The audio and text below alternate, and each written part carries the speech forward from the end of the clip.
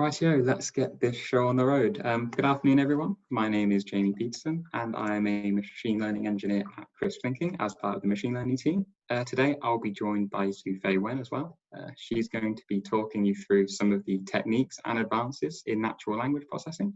But first, I'm going to talk to you about machine learning gone wrong. This will be a brief tour going over a few industry and research examples of how and when machine learning models fall over, are vulnerable, or do the unexpected. In terms of structure, we'll have a brief break for questions after each talk, so do not be shy to throw a few questions in chat, and we'll get through as many as possible in the time allocated.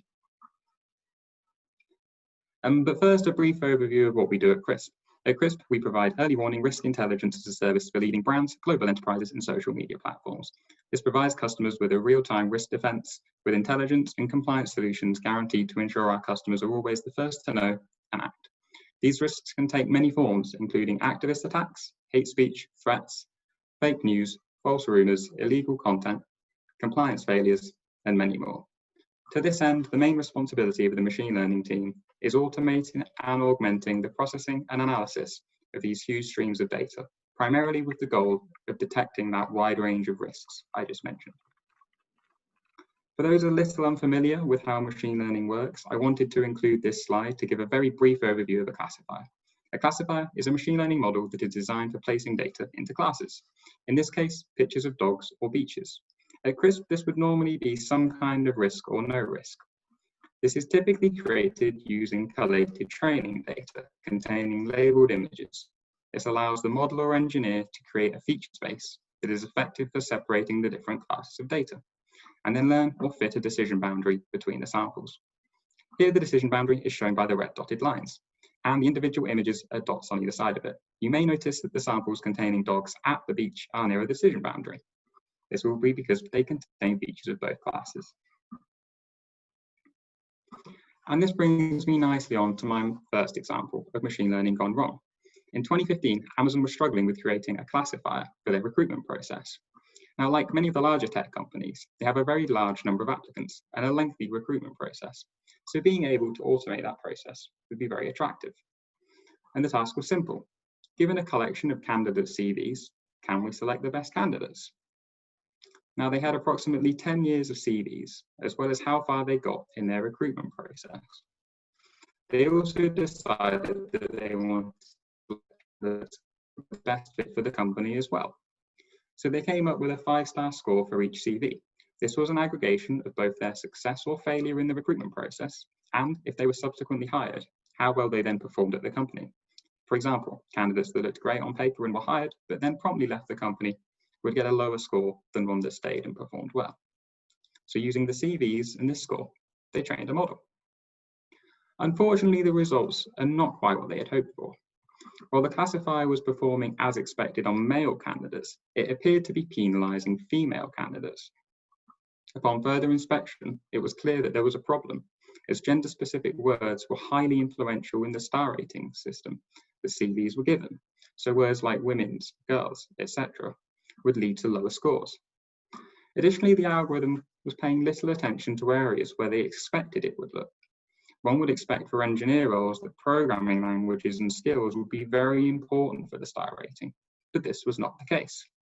In this regard, the decision the model was making was very different to how we as humans would make this decision. So why did this happen?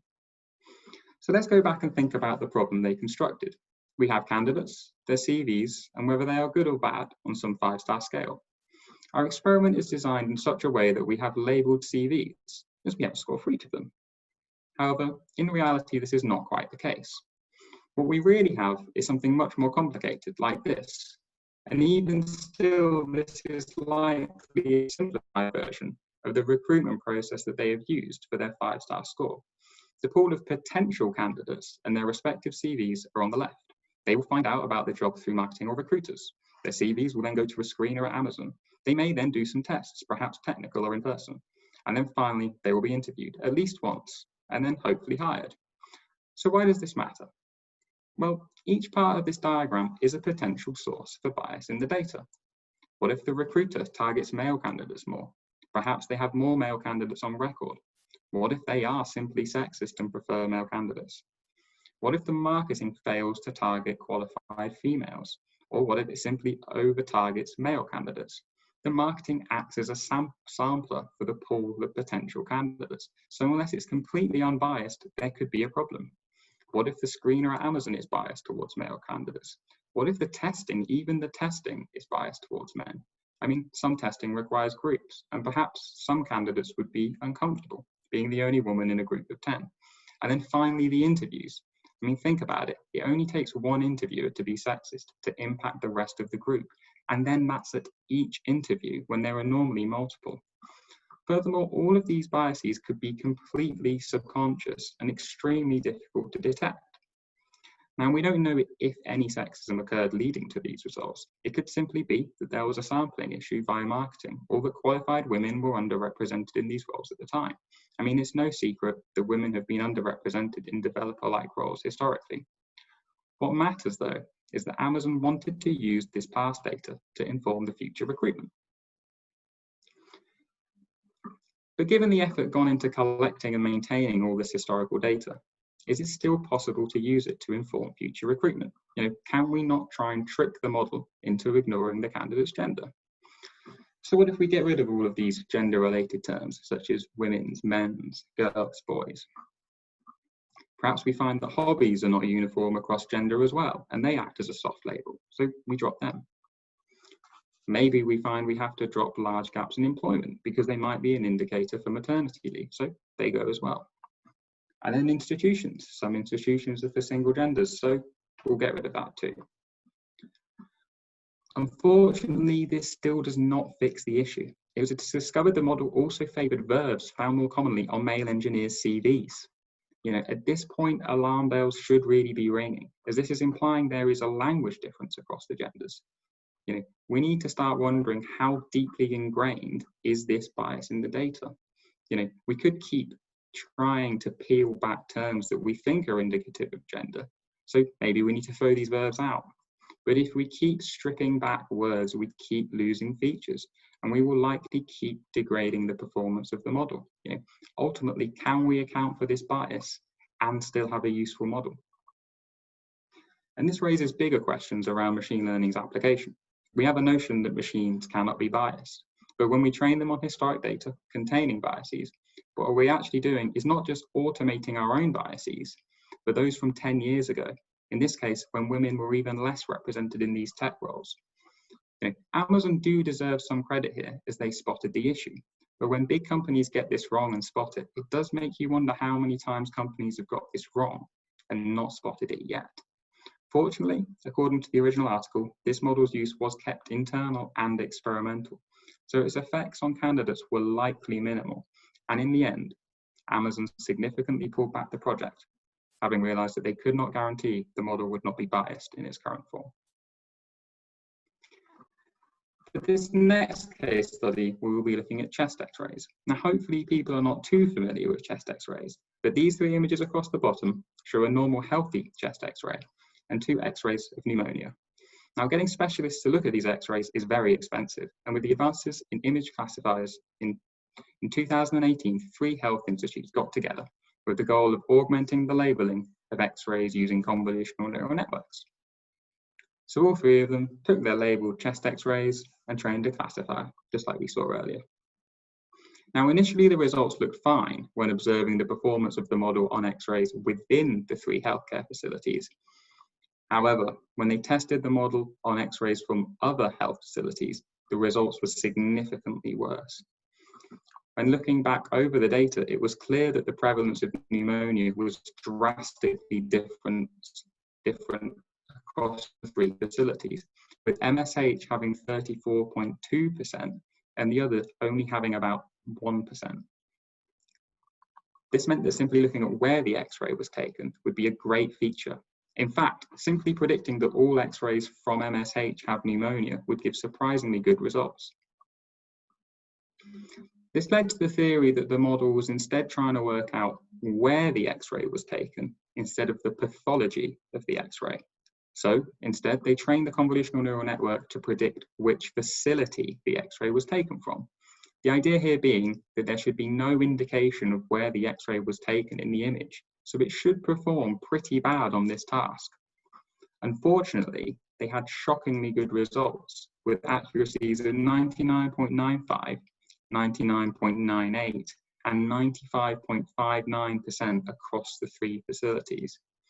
The image on the left shows average activation heat maps across the test images for the facility prediction. The dark regions indicate where the model is looking, with the lighter areas being those of less interest.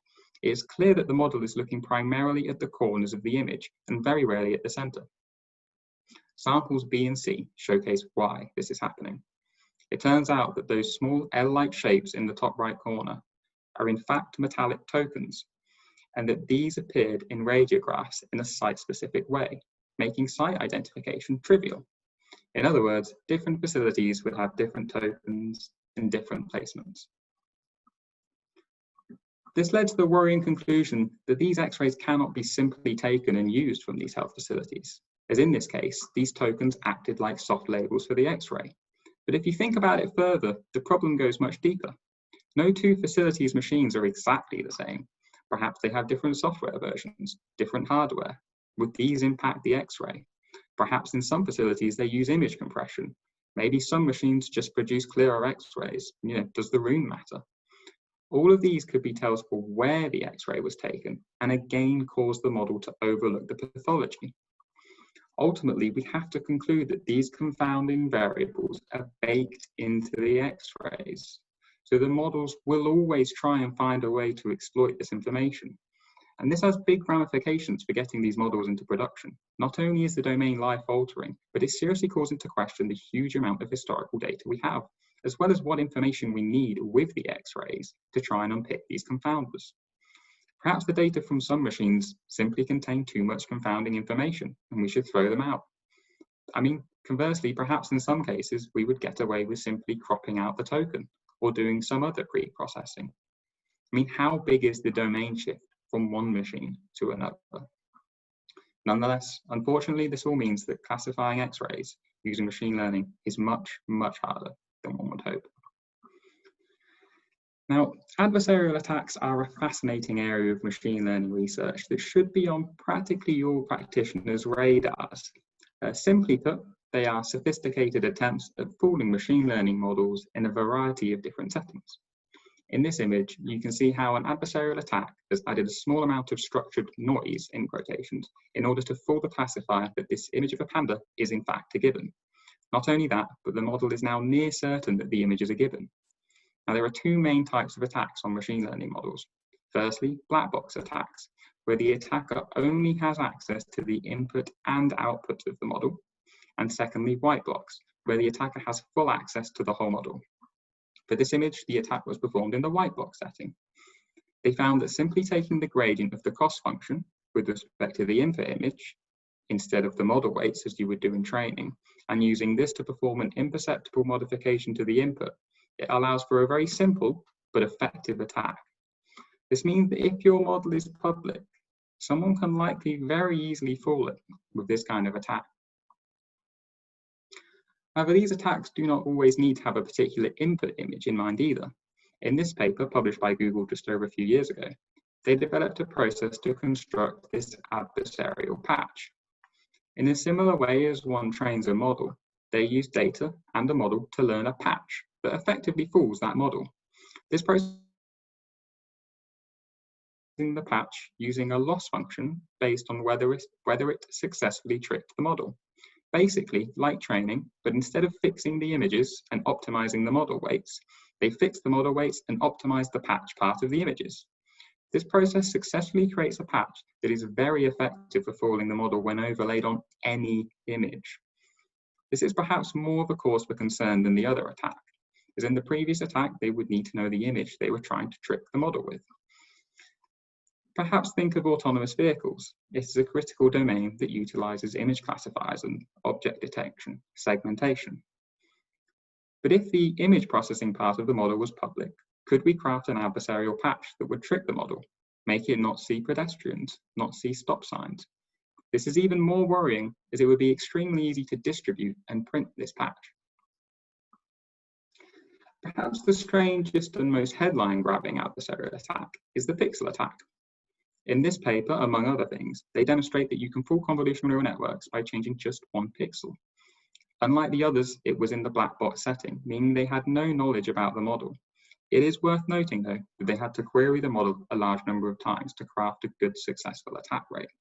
In this context, a query is simply passing data through the target model and recording the output. For this attack, they used differential evolution. For those unaware, think evolutionary computation, to learn how to place and perturb the pixels in the image, instead of the gradient-based methods we saw before. This means the attacks were slower and initially had a higher chance to fail compared to the others, but allowed them to add the pixel constraint to the optimization. After progressive attempts, it learns to place and tune the pixel and eventually has a decent success rate with the attack. The key takeaway here is that these models are not just vulnerable to these attacks, but potentially very vulnerable. I mean, is it possible to be more vulnerable than one pixel? And further, if your model can be queried a large number of times, successful attacks can be created. So having models on public endpoints with unrestricted access is a sure way to be vulnerable. Now, I've spoken a lot about white box attacks, which require some access to the models, and a black box attack that requires a large number of queries. But if we just keep the models secure and hidden and limit queries, do we need to be concerned? In this first paper, Headless Horseman, they demonstrated that models developed using transfer learning are vulnerable to attacks if the adversary has access to the model used before it was fine-tuned. This is especially concerning given the recent trend and success of transfer learning. It is very common practice, for example, to take pre-trained models from ImageNet and then fine-tune them for industry-specific tasks. This raises the question, is this safe? In the second paper, Adversarial Attacks on Cybersecurity Systems, they demonstrate how these attacks could be used on intrusion detection systems in security-sensitive areas. And the final paper, Fooling a Real Car with Adversarial Traffic Signs, does exactly as the title suggests, showcasing that unfortunately, the theory can translate over into practice. So the answer is yes, we should be concerned. Now, despite all of these examples showcasing machine learning's weaknesses, it is still extremely powerful. But like with many tools, we need to be very conscious of its weaknesses. So here are a few key points I'd like you to take away to make sure you do machine learning right and don't end up in my next presentation. Firstly, try and be a domain expert. Investigate the data and its collection process as thoroughly as possible. Think back to the X-ray study. If they saw the different process at each facility, they could have foreseen the issues much earlier. They could have spotted the token, asked the radiologist questions, and done much, much more. Secondly, models are stupid and smart. Where it is possible for a confounding variable to appear, there is a good chance it will. Expect them and try to reduce them. Again, the X-ray token was a great example of this. 3, try and span the deployment data domain, but still, domain shift is inevitable. So back it up by measuring your model's performance over time. If it dips, then you know you need to retrain it. I think natural language processing is a great example of this. Even if you have all the text in the world, new words get created all the time. When these words are created, models' performance will gradually degrade as the set of words it was not trained on increases. And finally, models are a point of failure and can be attacked. Before using machine learning models in sensitive domains, they should be subject to adversarial attacks in the same way as software goes through pen tests, say. Autonomous vehicles, healthcare, malware detection. These are all domains where if it is easy to fool the model, there can be dire consequences, and we now know the techniques to fool them exist. Thank you very much for listening, everyone. I'd love to take any questions you have.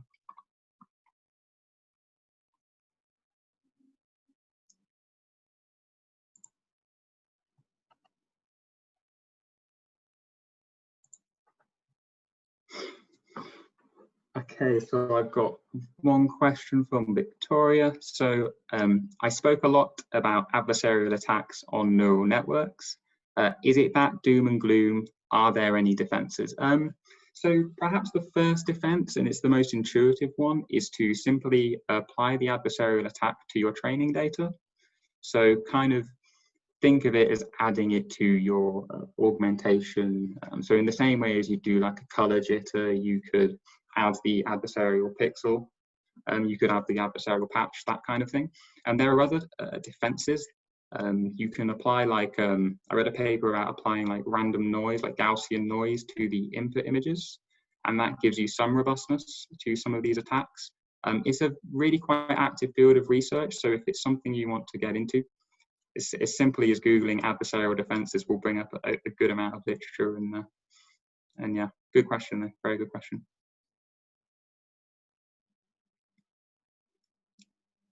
So another question, for the adversarial attacks, I gave examples of images.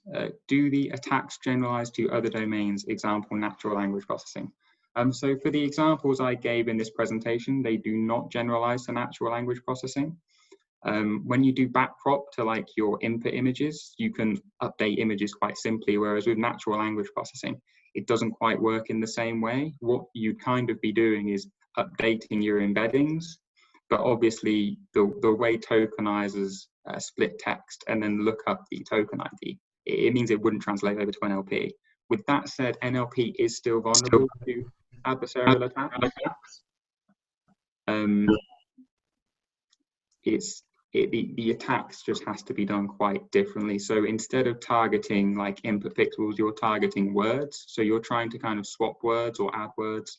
I think the simplest example of doing like an adversarial attack on like text could be like changing words, misspellings, that kind of thing.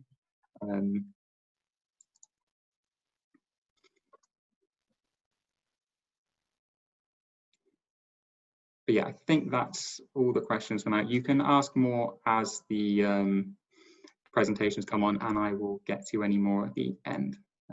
Thanks again for listening, everyone.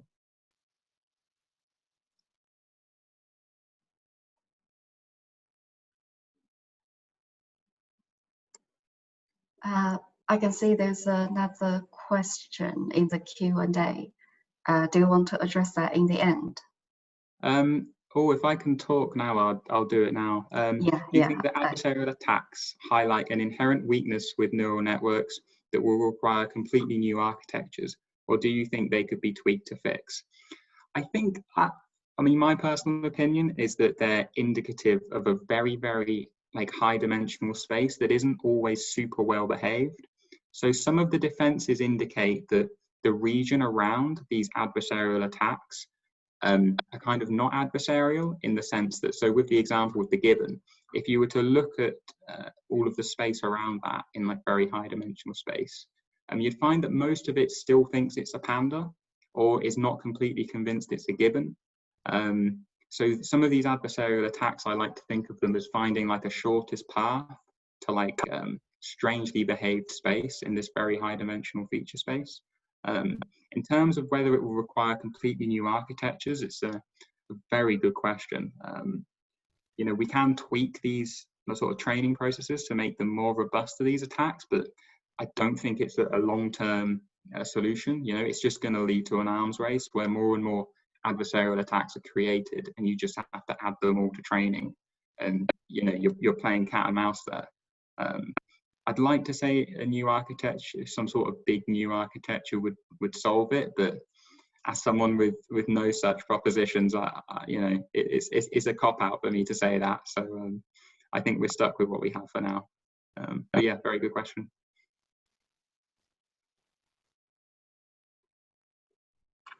But yeah, in short, the answer is yes. I do think it highlights an inherent weakness with some of these models.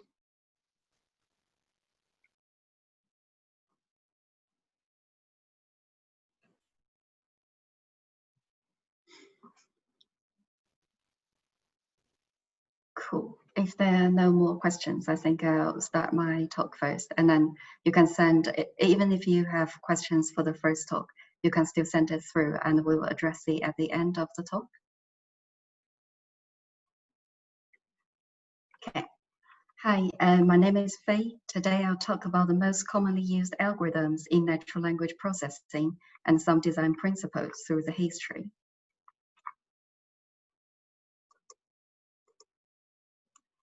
Natural language processing applications are everywhere in our life now. When the search engine tries to understand what we're looking for, the auto-completion correction when we write emails, texts, the translation services, question answering, classification such as sentiment analysis or risk classification like what we do at CRISP.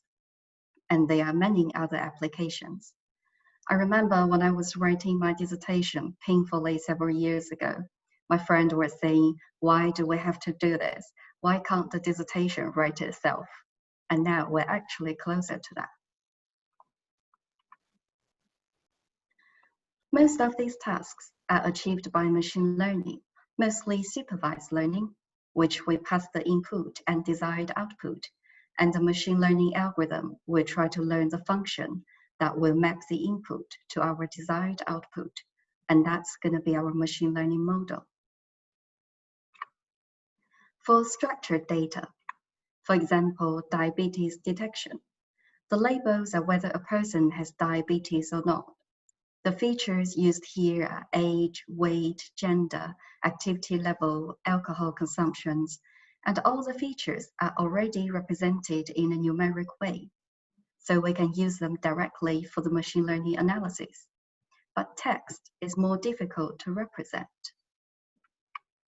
A machine can easily calculate 10 times 1, but not with what is 10 times 1, because it doesn't know the meaning of the words. So to use machine learning to analyze text, firstly, we need to represent it in a way that can be calculated and used as input for machine learning. When we think about represent documents or sentences, it's natural to think about a way to represent words first, and then aggregate the word representation to form the representation of sentences. So one way to represent word is one-hot encoding.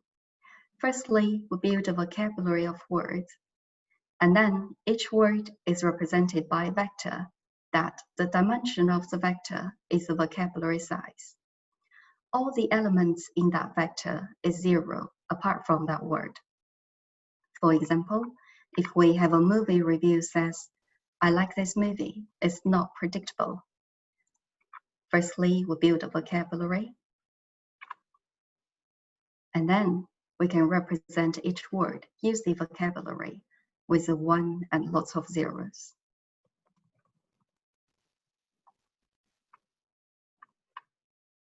And then we can represent a sentence or document by aggregation, like average or sum, or simply concatenation of the word representation.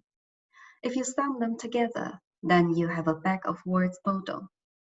Texts have different lengths, and we might have issues if we want to use a concatenation. But by giving each word a one-hot vector as representation, we gave them the assumption of each word is independent with each other, because the distance between any two words are the same in the Euclidean space. And if we have a really large vocabulary, which we normally have, this might not be the most efficient way of representing a word.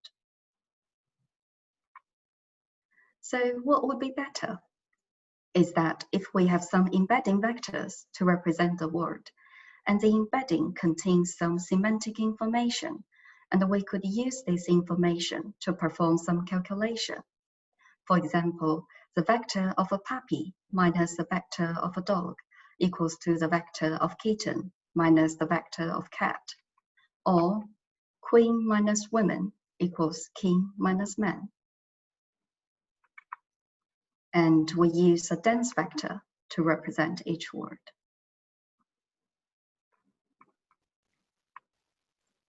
Now, how to get those vectors?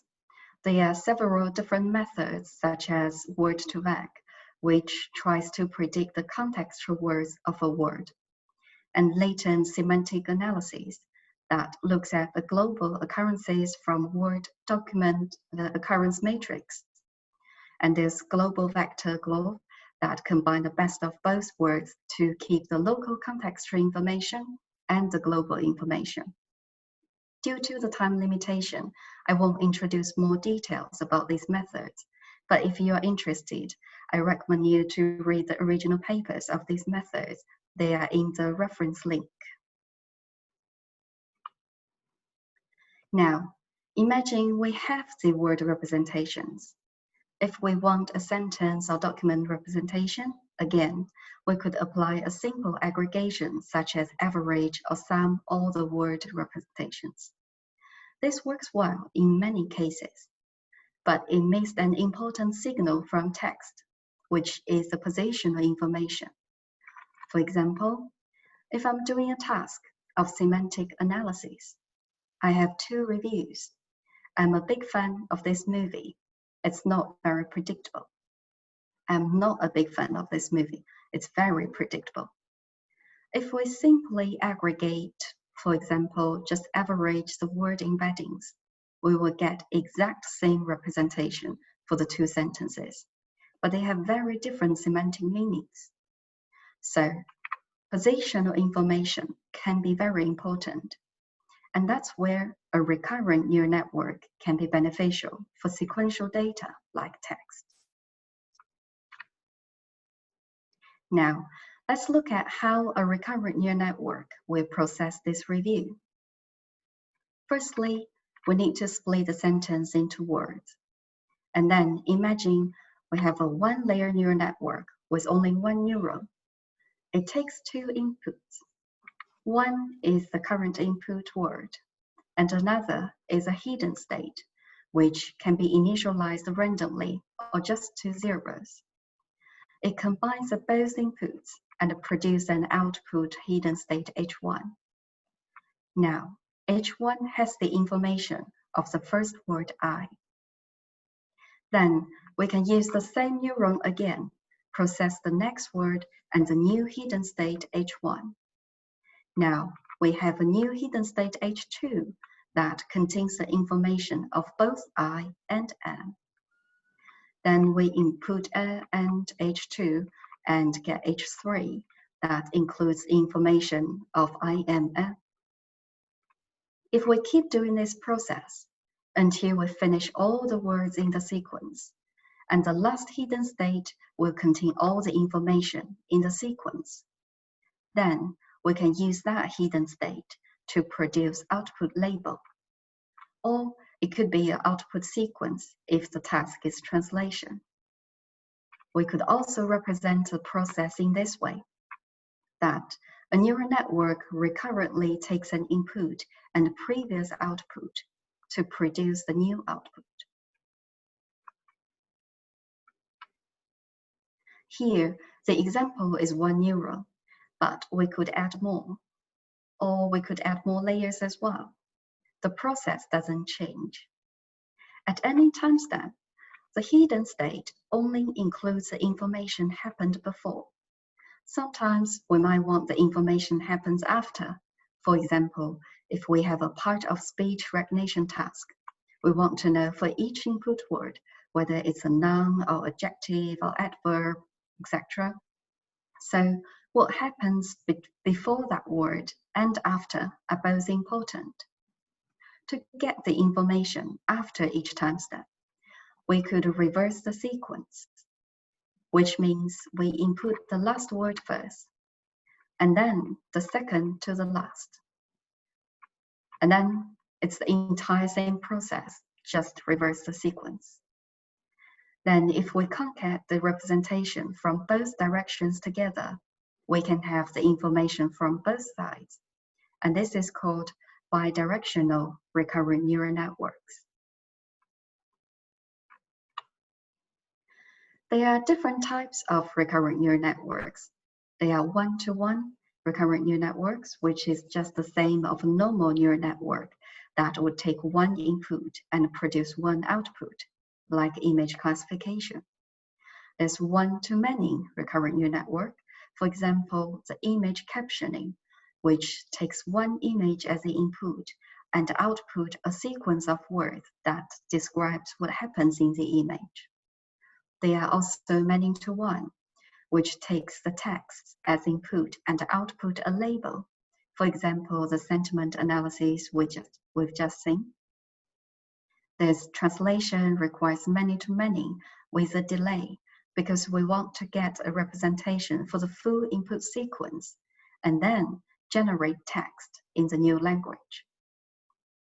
Another form of many-to-many is like part of speech tagging, as we mentioned earlier.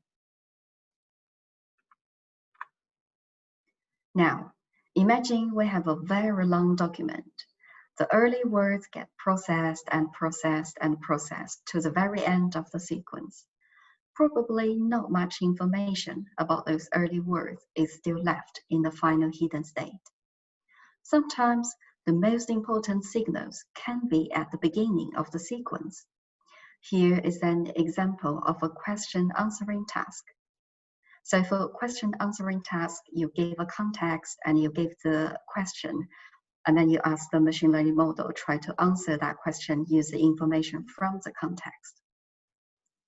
The context is Henry is a happy young lad. He likes eating chocolate and chips on a hot day, which is quite rare in England. He'll like to sit outside, have a good beer, blah, blah, blah. And the question is, who is this simple young lad? The answer will be Henry. We all know it. But the recurrent neural network might not know it because it forgets. And this is called catastrophic forgetting. To reduce this issue, here comes a special type of recurrent neural network, which is called long short-term memory. Compared to a standard recurrent neural network, an LSTM has an additional cell state that remembers the previous sequence information before adding the current state. It processes the current state information and applies a weighted aggregation of previous information and the new information. This certainly helps with the catastrophic forgetting issue, but for very long sequences, even using LSTM, we will still have the same problem. In fact, there's a paper proves the LSTM can only use approximately 200 consecutive tokens effectively. Another way of solving this issue could be average the hidden states rather than just use the last one. By doing that, we re-added the data from the early parts of the sequence, so we're not missing as much information. Now, let's go back to our sentiment analysis example. To make a decision on this data, not all the inputs are equally important. In this case, big fan and not very predictable are probably more important than the other parts, especially the big fan. So instead of average all the hidden states, it's probably better to have a weighted average to summarize this input for the output purpose. And that's the basic idea of attention. The output attends to each part of the input with a different weight. In this case, the big weight as 0.3, fine as 0.5, not predictable as 0.05, 0.06, and a very small value for the rest of the words. So the weights sum up to 1. How to get those weights? We can't just directly learn a weight vector because we need a weight for each word in the input, and each sequence has different number of words. Also, in this way, there's no direct link of the weight to the input or output. A better way to do this is generating weight using the hidden state so it can use the input information. We can create a new vector, which is a query that can be interpreted as querying the attention weights for the specific task, which in this case is classification. And then we calculate attention weights by using the dot product of query and each input hidden state, which now we call them the keys. Then we'll get a vector for the attention. But they are not guaranteed to sum up to 1. No problem, we could add a softmax, which will normalize each weight to a number between 0 and 1, and they'll sum up to 1 now.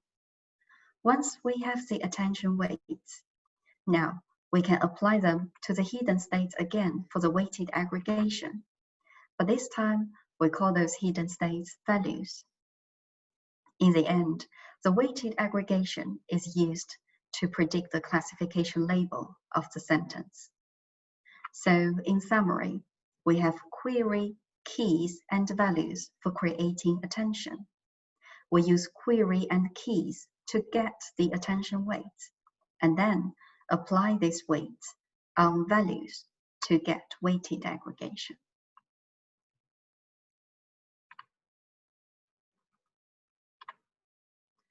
We could also apply the transformations on query, keys, or values to map them into the different vector space.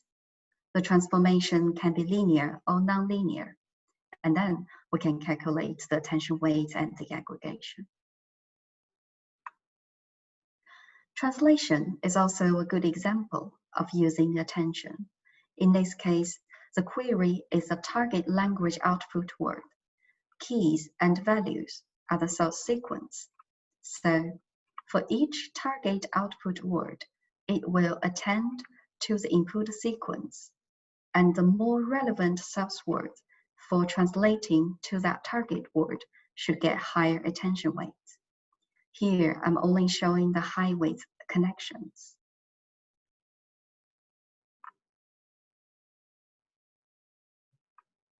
Attention can also be important to interpret what's going on in the network. By visualizing the attention after training, we can see whether the decision has been made from the correct part of the input.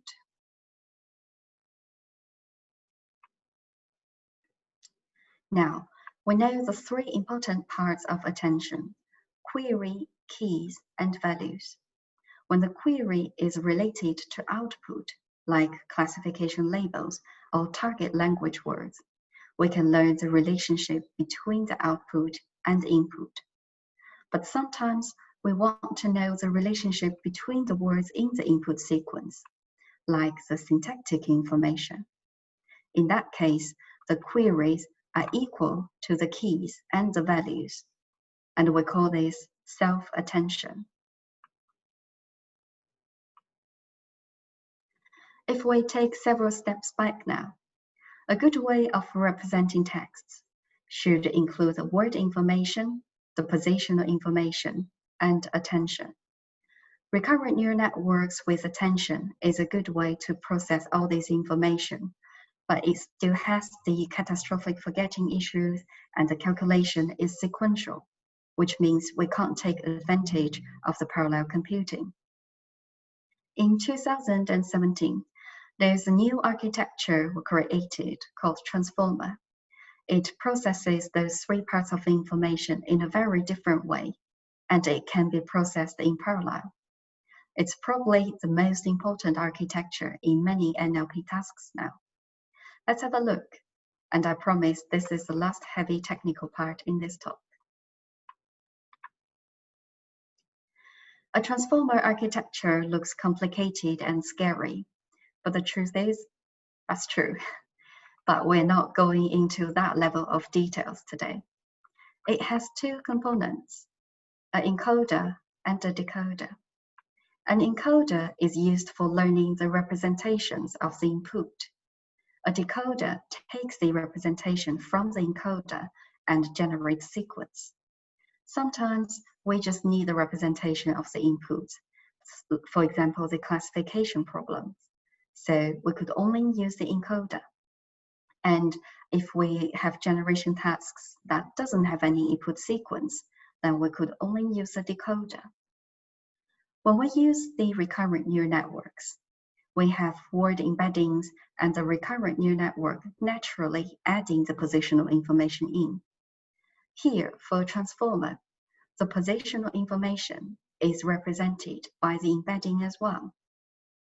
We could learn this embedding just like the word embedding, or we could use the fixed function that takes the input position to generate this embedding.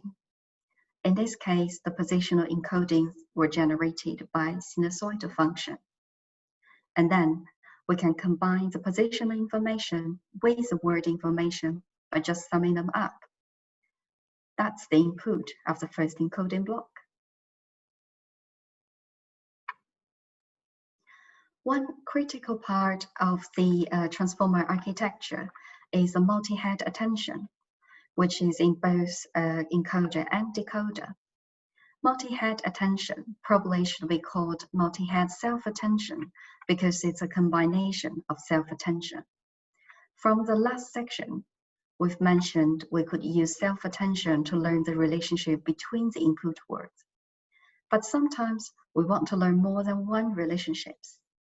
For example, we can have one self-attention to learn the syntactic information, so when we generate text, it has good grammar.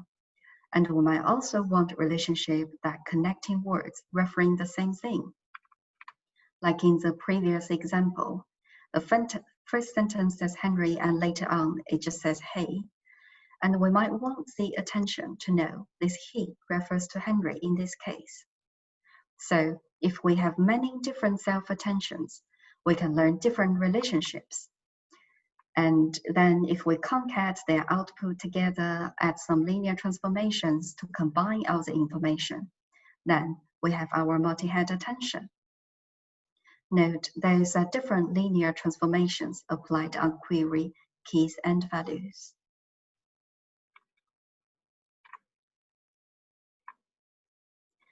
There's a very cool music generating transformer visualization by Stanford University. The music notes are similar to text as they both sequential data. Here, all the notes are generated by the transformer model, and all the lines indicate which nodes were important when generating the current node. Different colors means different relationships, which are the different heads in the multi-head attention.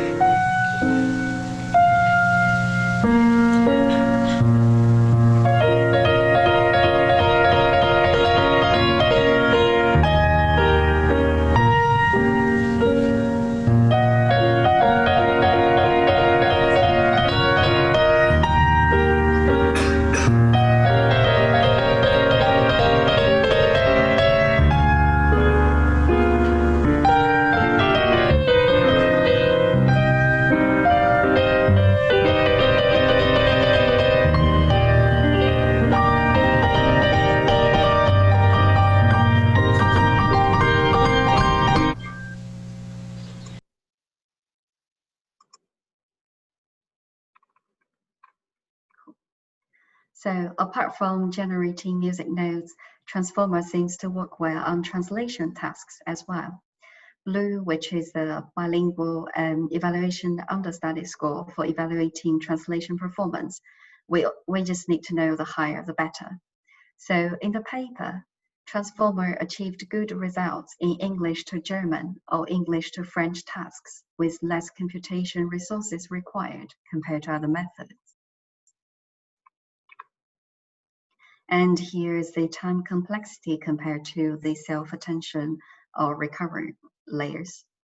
So when we tried the transformer architecture on several classification tasks, the random initialized transformer actually didn't do as well as the LSTM with attention. The parallel sounds like at least it will be faster to train. Although when you start stacking many encoder or decoder blocks together, it takes lots of memory, and you might have to set a smaller batch size, and it actually takes longer to train compared to LSTM. So why is this the most important architecture in many NLP tasks now? It works so well for self-supervised pre-training. So the basic idea is pre-training a large transformer architecture on lots of texts. So it could learn the word information, the positional information, the syntactic information, etc. Those information can be shared by most texts. So then we can just fine-tune this pre-trained model on the domain-specific task. And the fine-tuned task can still use all this knowledge.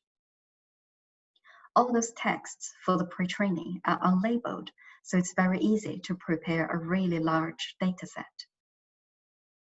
BERT and OpenGPT are the two earliest pre-trained transformers.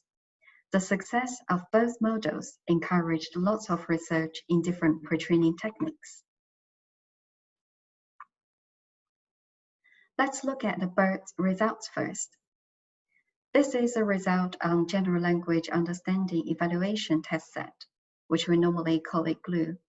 It includes different language understanding tasks, such as text entailment, that given a pair of sentences, predict whether one entails the other, or contradict, or neutral. Also, there are tasks related to identify sentences or paraphrases that have the same semantic meaning, semantic analysis tasks, and grammar acceptability. BERT base, which is a lot smaller than BERT large, improved 5.6% in terms of F1 score in average among all these tasks, compared to the state-of-the-art non-transformer architecture without pre-training.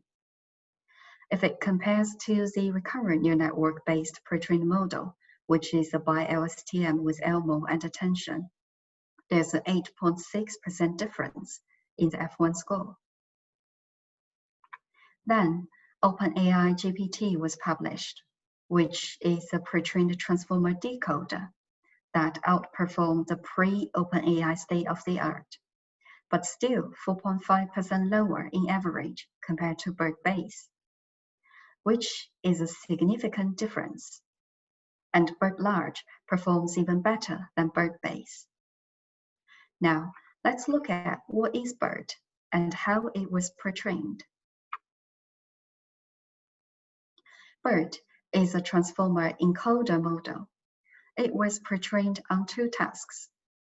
The first one is masked language modeling, which is they randomly mask some words out in the input and predict what are those masked words.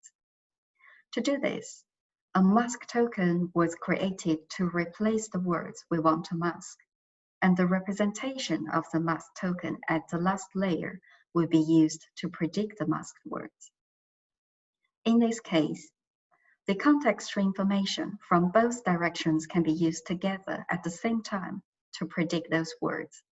Unlike bidirectional LSTM, we can only look at one direction each time and concat the representation.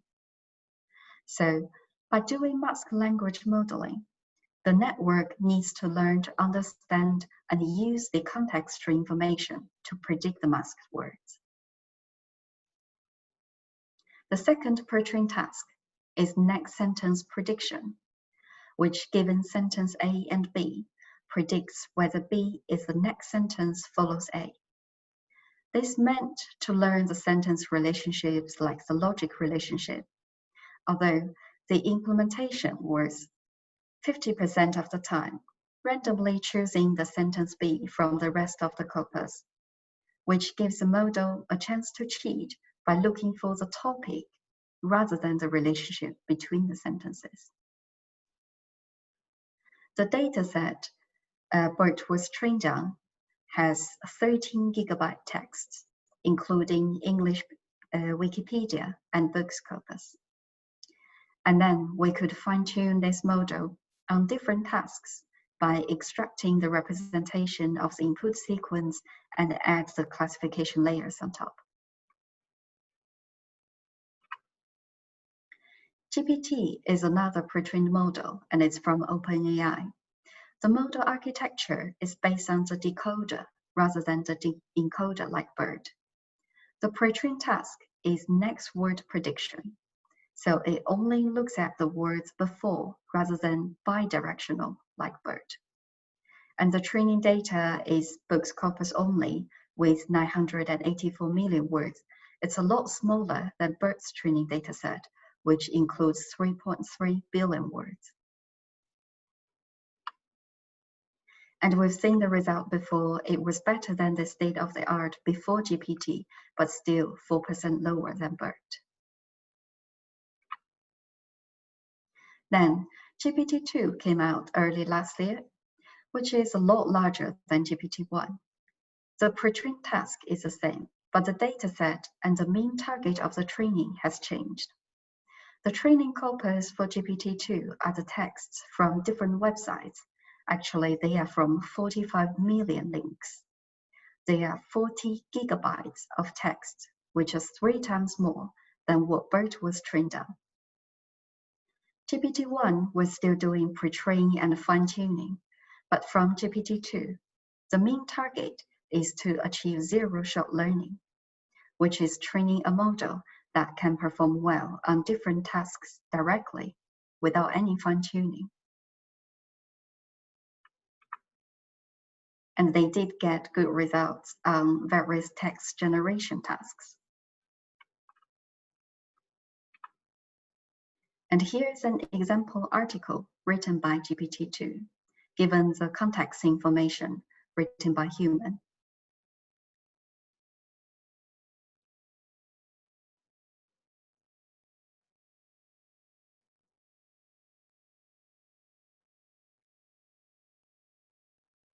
We can see the text is clear. Most part make sense, apart from they mention the unicorn and then says it's four-horned. But most of the text definitely sounds very scientific to me. And this year, there's GPT-3 now. Same architecture as GPT-2, apart from small changes in attention, and it's going larger. Same pre-train task, but the dataset consists of 499 billion words, which is 150 times more than BERT dataset. Apart from wanting the model works well on zero-shot learning task, one-shot or few shots learning were also experimented. In one-shot learning, we'd give one example of the specific task, and for the few shots learning, a few examples would be given. In this case, they are between 10 to 100. And then we test the model performance on the task. On the few question answering tasks and Lambda, which is a last word prediction task, and German to English translation or French to English translation tasks, GPT-3 with one shot or few shots learning outperformed supervised models. On other similar datasets, it still achieved amazingly close results with just one or few shot learning. Although the model still struggles with the natural language inference tasks. Here's an article written by GPT-3 given the titles and subtitle.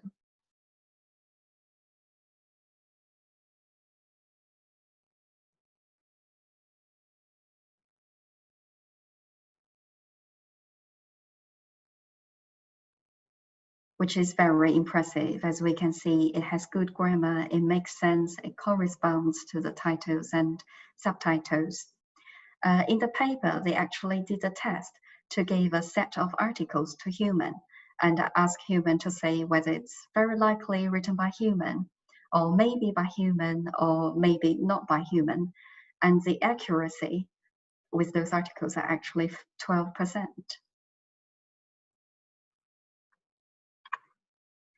And there are many other pre-trained transformer models that are worth looking into. I don't have time to introduce more. There's a great PyTorch library with most of these models implemented, and it's very easy to load and fine-tune on your own tasks. So, in summary, we've talked about the word embeddings, the positional information, about the recurrent neural networks, attention, transformers, and pre-trained transformers like BERT and OpenGPT 123. Here are the references if you want to learn more about those techniques. Any questions?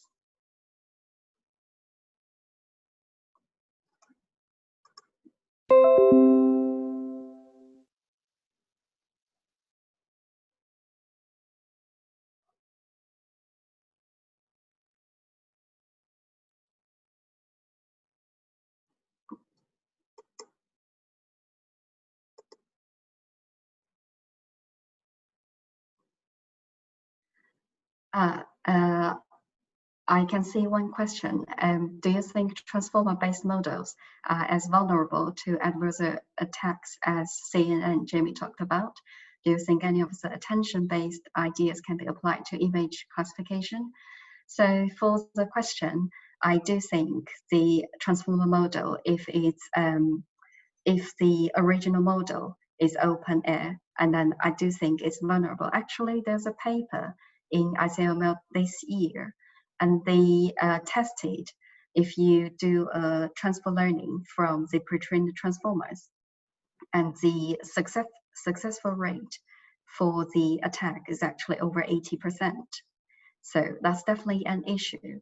But to solve that, one thing you can do is pre-train your own transformer rather than use the public accessible transformer models, and also hide your pre-training techniques, hide your model well, as Jamie mentioned before. And for the second question about the attention-based ideas can be applied to the image classification, I actually think originally, I think it was used in the image area before it gets into the NLP. And there are also image transformers as well. But I think currently, probably convolutional neural network is still the most efficient way for processing image data. But yeah, really good questions.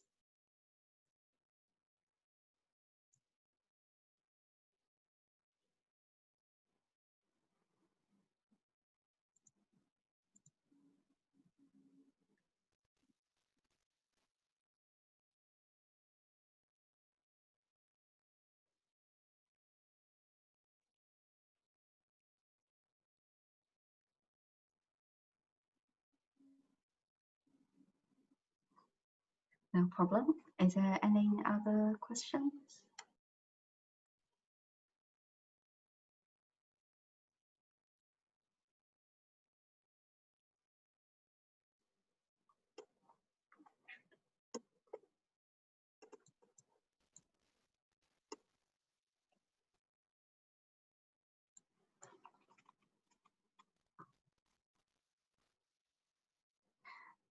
Someone is asking whether the references shown at the end of the talk can be emailed around after.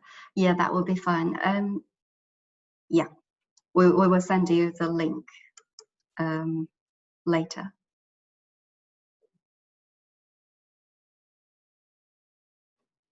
So there's another question about, do you think the future of the NLP research will be the larger architecture and more training data?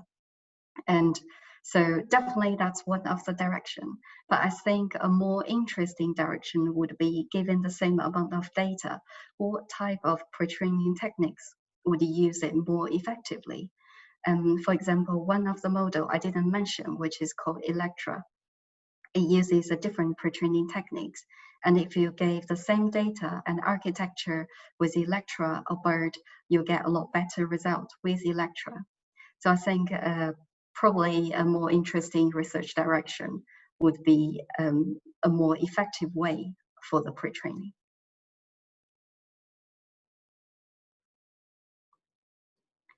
Okay, I think we're running out of time. And thank you very much for coming to the talk today.